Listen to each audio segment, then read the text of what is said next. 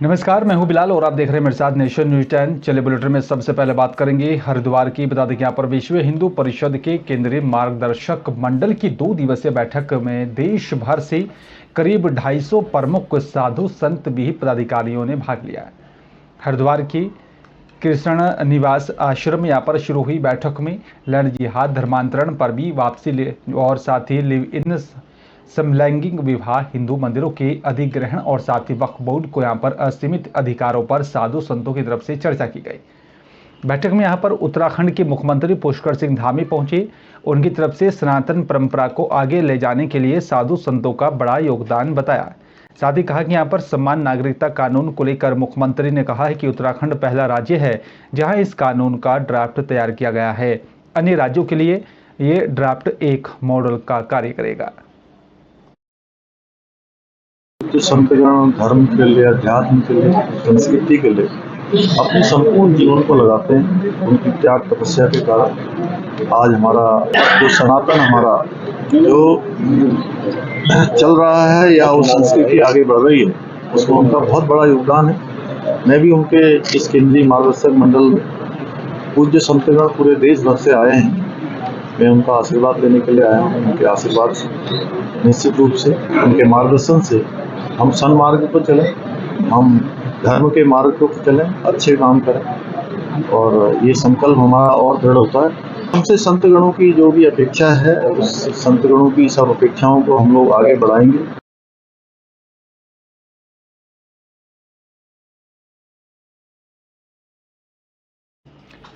और बिजनौर पहुंचे उत्तराखंड के मुख्यमंत्री पुष्कर सिंह धामी और साथ ही उत्तर प्रदेश के उप मुख्यमंत्री केशव प्रसाद मौर्य का बीजेपी कार्यकर्ताओं ने फूलमालाओं से स्वागत किया। उत्तराखंड के सीएम पुष्कर सिंह धामी और साथ ही उप मुख्यमंत्री केशव प्रसाद मौर्य बीजेपी के नेता और पूर्व मंत्री अशोक कटारिया के निवास पर धार्मिक कार्यक्रम भंडारे में शामिल हुए।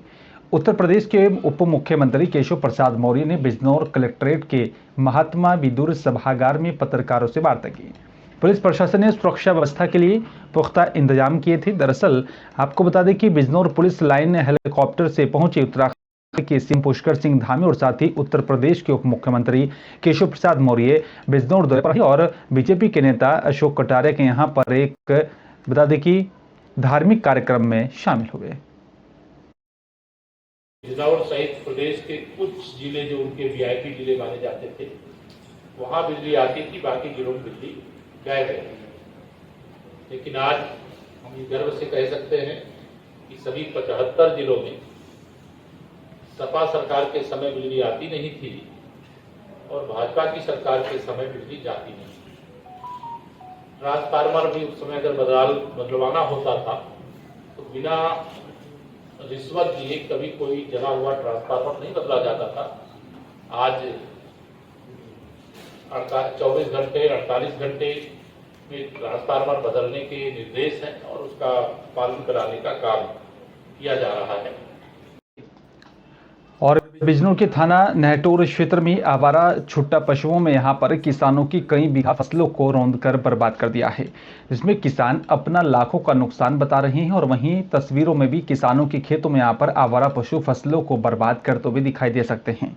दरअसल आपको बता दें कि जनपद बिजनौर में आवारा छुट्टा पशु किसानों की फसलों को बर्बाद कर रहे हैं। थाना नहटोर क्षेत्र के गाँव बर्माबाद गढ़ी में भी यहाँ पर आवारा छुट्टा पशुओं ने किसानों की कई बीघा फसल को खराब कर दिया है, जिसमें किसानों ने लाखों का नुकसान बताया। किसान सुनील कुमार ने बताया कि आवारा छुट्टा पशुओं ने किसानों की कई बीघा फसल को रौंदकर बर्बाद कर दिया, जिसके चलते उन्हें लाखों का नुकसान हुआ है। क्या नाम है आपका? सुनील कुमार। सुनील जी, आप किसान हैं, आपके आसपास पशुओं से क्या नुकसान हो रहा है जो आवारा पशु फिर रहे हैं? आवारा पशुओं जो है, यहाँ पर हम खड़े हैं, ये तो आप भी देख रहे हो, और यहाँ लगभग जो है 25-30 पशु जो हैं वो यहाँ घूमते हैं। अब हम जो है, कोई भी, मैं किसान हूँ, दूसरा किसान है, भाई एक दूसरे के खेत में जो है आदमी निकालता है दूसरे पर, नुकसान तो सभी का है, एक किसान का नहीं, सभी किसान का है। अभी आपका क्या क्या नुकसान हो गया है पशुओं से? नुकसान, हमारी पेड़ी जो है, आप देख रहे हो, गन्ने का खेत है ये, इसमें जो है बिल्कुल हमें जोतना पड़ेगा वो, क्योंकि इसमें जो है बिल्कुल एक पोई भी नहीं चमक रही। कितना बीघा गन्ना नष्ट हुआ आपका? और ये जो है हमारा खेत जो है एक तो यह है, यहाँ 10 बीघे का खेत है, उसके बाद में जो बराबर में आप देख रहे हो खेत, समझे जी, 12 बीघे ज़मीन वहाँ है। ये तो केवल जो है पेडी है, केवल अकेले का, और हमारे जो किसान भाई हैं और सबकी स्थिति यही है। और चलिए बात अब हेमकुंड यात्रा की करेंगे। हेमकुंड साहिब यात्रा में वहां पर हुई बर्फबारी के बाद यात्रा कल और साथ ही आज यात्री सुरक्षित स्थानों पर पहुंचा दिए हैं, क्योंकि बर्फबारी ज़्यादा हो रही है, जिसके चलते यहां पर यात्रियों को सुरक्षित स्थान पर रोक दिया गया। मौसम साफ है, लेकिन प्रशासन की टीम बर्फ हटाने का काम कर रही है। अभी तक 7,785 यात्रियों ने हेमकुंड साहिब की यात्रा की है। वहीं बद्रीनाथ यात्रा की बात की जाए तो यहां पर 4 लाख के करीब तीर्थ यात्रियों ने बद्रीधाम के दर्शन किए हैं।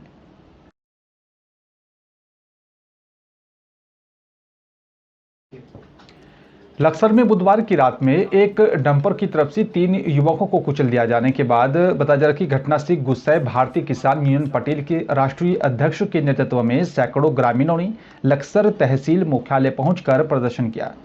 इसके बाद एसडीएम पुलिस क्षेत्राधिकारी आरटीओ की मौजूदगी में गुस्साए ग्रामीणों ने एसडीएम कार्यालय में बैठक की, जिसमें कि यहां पर परिवार वालों को 15-15 लाख रुपए का मुआवजा दिए जाने के सहित यहां पर 7 सूत्रीय ज्ञापन उप जिलाधिकारी को सौंपा गया।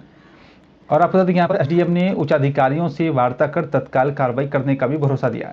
इसके बाद ग्रामीण वापस लौट गए। इस घटना से गुस्साए भारतीय किसान यूनियन पटेल के राष्ट्रीय अध्यक्ष कीरत सिंह के नेतृत्व में यहाँ पर क्षेत्र के सैकड़ों ग्रामीणों ने बृहस्पतिवार को लक्सर तहसील मुख्यालय पहुंचकर प्रदर्शन किया था। निश्चित रूप से कल एक बहुत ही दुखद घटना इस क्षेत्र में घटित हुई है, जिसमें 3 लड़कों की जान गई है। उसका पूरा प्रशासन को, पूरे क्षेत्र को दुख है। और आज यहाँ पर इसी को लेकर के किसान यूनियन के हमारे किरत चौधरी साहब यहाँ पर आए हैं, और उनके साथ काफ़ी लोग यहाँ पे, यहाँ के क्षेत्र के जनप्रतिनिधि सारे लोग यहाँ पर आए हैं।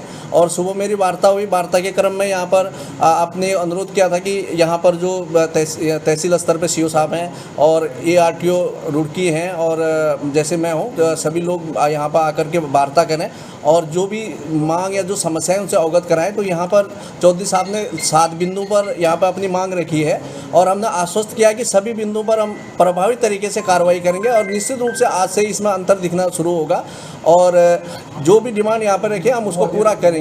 देखिए, जैसे आज तहसील सभागार में चौधरी कीरत सिंह जी, एसडीएम साहब, ARTO और पुलिस के हम लोग यहाँ पर एक वार्ता की गई है, जो कल एक बहुत ही दुखद घटना के बारे में उन्होंने कुछ 7 बिंदु से अपनी मांग रखी।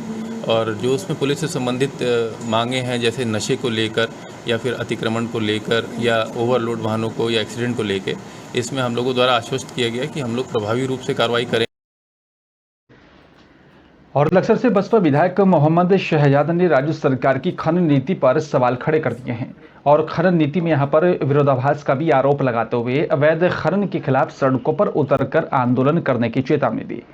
दरअसल आपको बता दें कि यहां पर लक्सर में एक निजी टायर फैक्ट्री के यहां पर बाहर बीती रात अवैध खनन से भरे ट्रक ने बाइक पर जा रहे 3 युवकों को कुचल दिया था।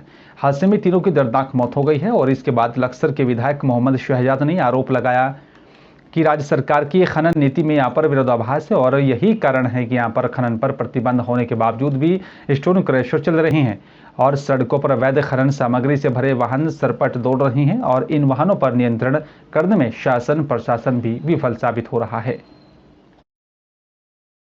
करा रहे हैं, मैं उसकी भी निंदा करता हूँ। जो भी वो लोग हैं, आप लोग भी जानते हैं, दूसरे लोग भी जानते हैं, ये वो गलत है। चाहे पहले हुआ या अब हो रहा है या बाद में होगा, मैं उसकी घोर निंदा करता हूँ। और ये बाध्य हुए तो मैं समझता हूँ बहुत बड़ा नुकसान होगा, प्रशासन इसके लिए जिम्मेदार होगा। और लक्सर की टांडा भागमल गांव में यहां पर खनन वाहन से हुई 3 मौत के मामले में मुकदमा दर्ज हो गया है। लक्सर कोतवाली के SI अंकुश शर्मा ने यहां पर यह मुकदमा दर्ज करवाया है। परिजनों की ओर से तहरीर न मिलने के इंतजार के 2 दिन के बाद ही मुकदमा दर्ज हुआ है। टांडा भागमल निवासी गुड के खिलाफ यहां पर यह मुकदमा दर्ज किया गया। अब आगे की कार्रवाई की जाएगी।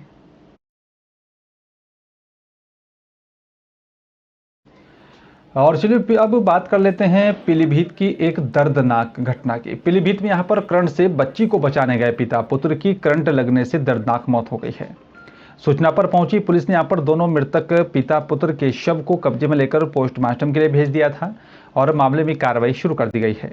घटना थाना नूरिया क्षेत्र स्थित यहां पर धनकुआना गांव की है, जो कि यहां पर बता दें कि जाके राखो साइया मार सके ना कोई कहावत भी सच होती हुई दिखाई दी। हृदय विदारक घटना थाना न्यूरिया क्षेत्र के यहाँ पर जो है इलाके से जुड़ी है। बाथरूम यहाँ पर नहाने गई 12 वर्षीय सृष्टि अपने घर के बाथरूम में यहाँ पर नहाने गई थी, जिससे कि करंट लगने की सूचना पर उसका 17 वर्षीय भाई विशाल और 38 वर्षीय पिता उमाकांत मासूम बच्ची को बचाने के लिए पहुंचे। तो पिता पुत्र ने अपनी मासूम बेटी को तो करंट से बचा लिया, लेकिन खुद करंट की चपेट में आ गए और चपेट में आकर बताया जा रहा है कि यहाँ पर दोनों की दर्दनाक मौत हो गई। मैं कपड़े डाल रही थी, तभी मैंने एक तार पकड़ा तो मेरे करंट लगा। तभी मुझे होश नहीं है, मेरे भाई के लगा, तभी मेरे पापा भी चले गए, उनके भी लगा और वो लोग चिपके रह गए और मैं एकदम उठकर खड़ी हो गई।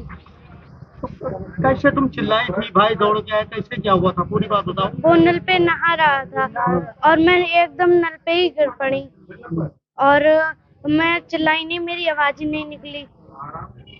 तो सुबह इलेक्ट्रिक शॉक लग गया था।